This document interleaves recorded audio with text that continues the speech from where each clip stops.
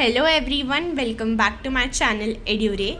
So this is the part 3 of the chapter Quadratic Equations ICSE class 10 chapter 5, and today we are going to start with exercise 5b.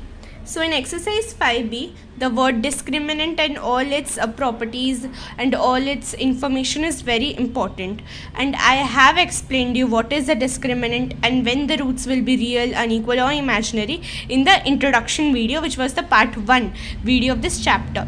So if you have not watched it, please do watch it, because the concept of discriminant is very important in exercise 5b. So before solving it, you should know the concept of discriminant. So I have put the link of that video, introduction video, in the description box and also in the comments. If you have not watched it, please do watch that video and then come and watch this. Okay, so now let's begin with exercise 5b. So the first question says that without solving, comment upon the nature of the roots of each of the following equations. So in that, I will just brief you a little bit of how to solve that question. So when b square minus 4ac, which b square minus 4ac is called the discriminant. So when this discriminant b square minus 4ac is equal to 0, the roots are real and equal. When b square minus 4ac greater than 0, the roots are real and unequal. So what is the difference? Here it is equal, here it is unequal when the b square minus 4ac is greater than 0. Now when b square minus 4ac is less than 0, roots are imaginary. So we always have to put the value of b and a and c, what is given in the equation, okay? And the values are in the form of ax square plus bx plus c equals to 0. Okay, so here the value of c we will put, here the value of a we will put, and here the value of b we will put. So now let's start with question number 1, first one. So 7x square minus 9x plus 2 equals to 0. So if we see that ax square minus bx plus c equals to 0, therefore here we can see that a is 7, a equals to 7, b is what? B equals to minus 9, b equals to minus 9, and c is equal to 2. B square minus 4ac, we will put all the values. B is minus 9 minus 9 the square, minus 4 is 4 into a 7, and c is 2. So it equals to 9 square is 81, 4 into 7 28, and 20 into 2 is minus 56. So 81 minus 56 is nothing but 25. So as we can see, b square minus 4ac is 25.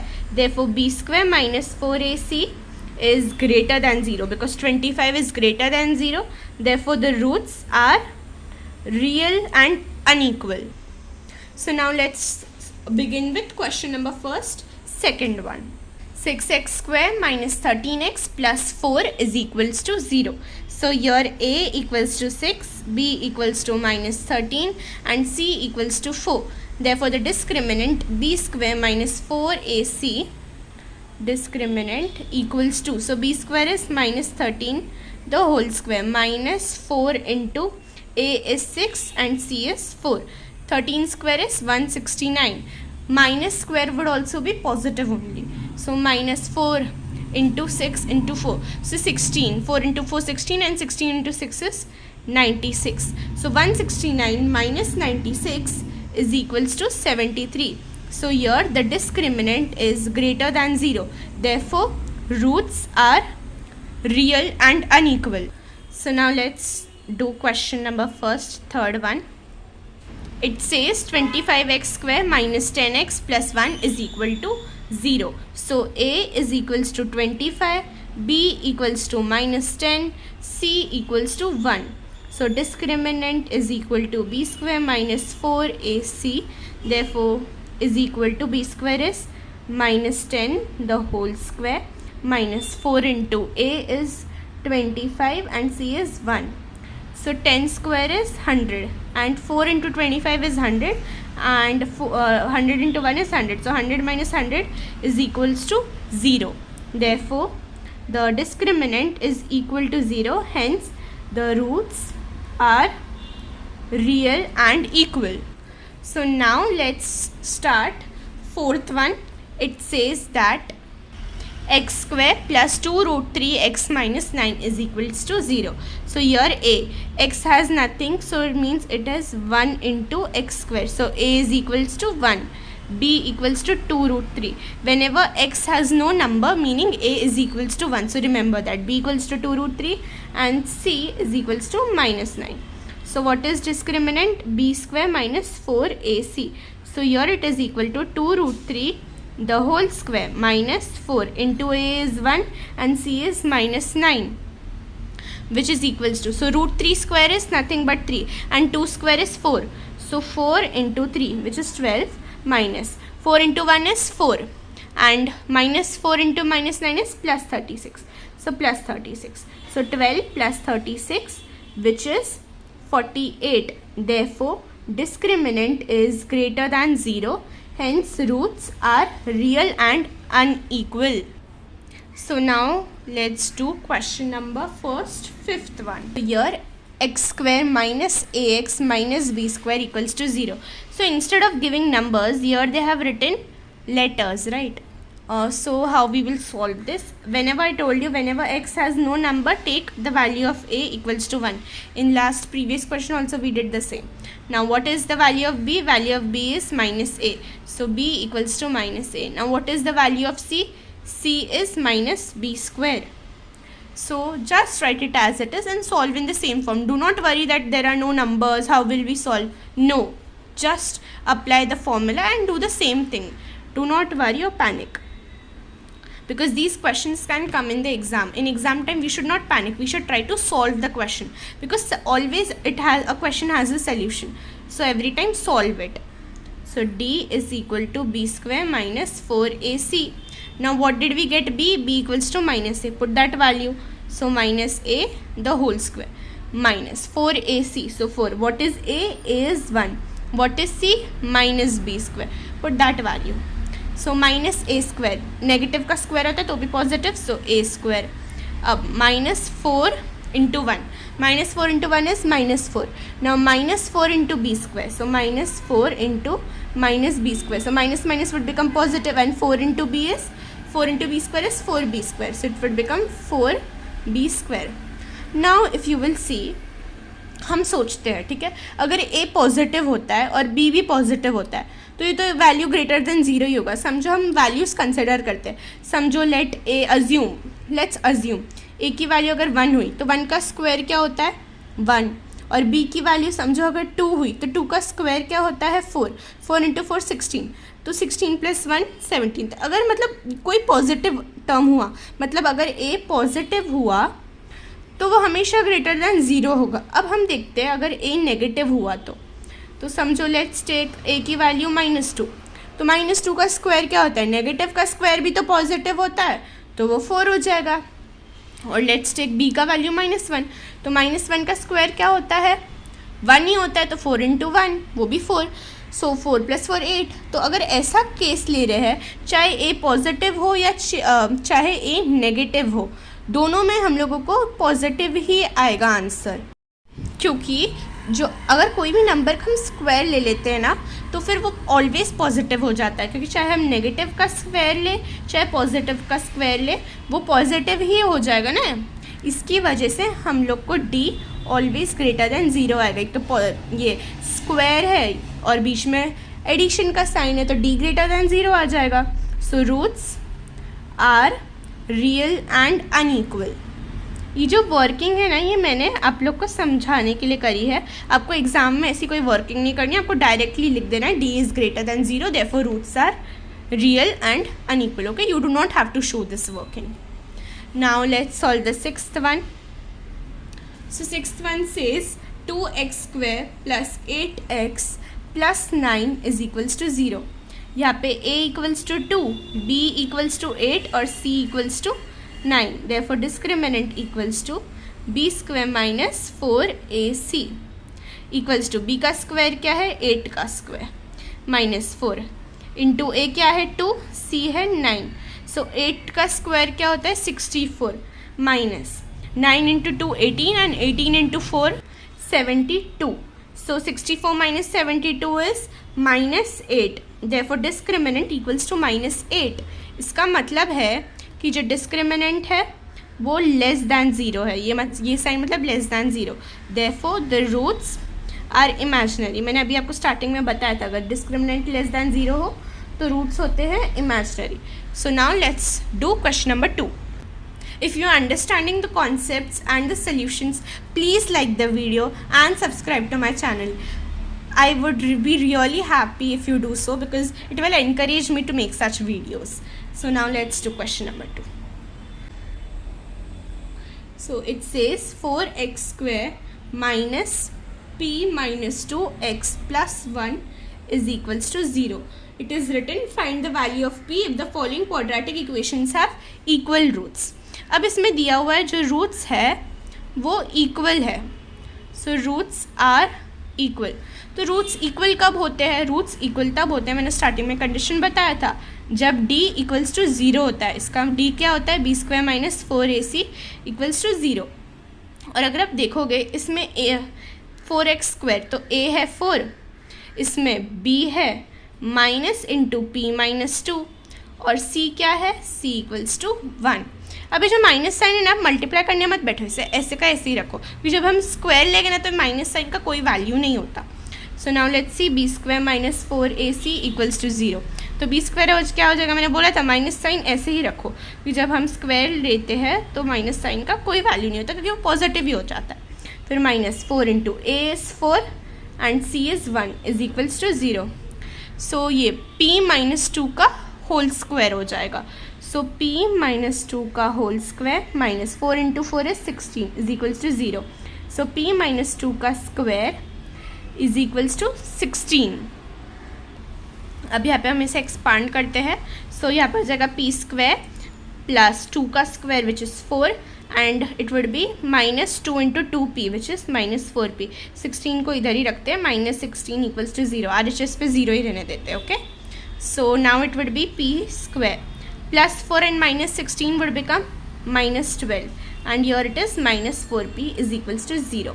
अब अगर last year factorisation अच्छे से पढ़ा होगा तो ये ज़रूर आएगा।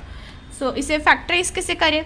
अब 12 इसे 2 पार्ट्स में डिवाइड करें कि इसका सम 4 हो। सो 6 और 2, 6 इंटू 2 कितना होता है? 12। और अब -6 प्लस 2 करोगे तो -6 प्लस 2 कितना होता है? -4p। So p² minus 6p plus 2p minus 12 is equals to 0। So -6p plus 2p कितना होता है? -4p। और -6p इंटू 2p कितना होता है? -12। So p into p minus 6 और यहाँ पे भी p minus 6 plus 2 is equals to 0। So p plus 2 is equals to 0, therefore p equals to -2। और ये p माइनस 6 भी तो 0 है। So p minus 6 is equals to 0, therefore p equals to 6, okay.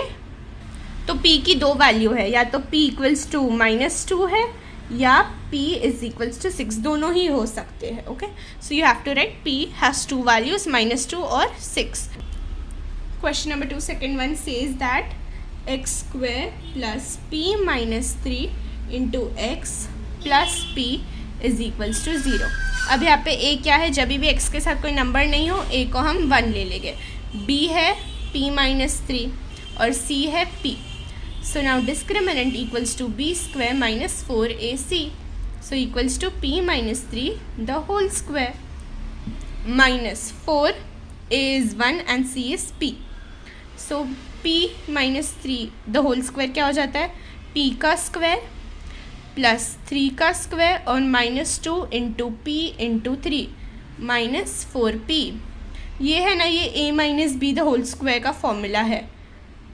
a minus b the whole square का formula ये 9th में पढ़ा था और मैंने इंट्रोडक्शन वीडियो में भी बताया था और पार्ट 1 में भी बताया है।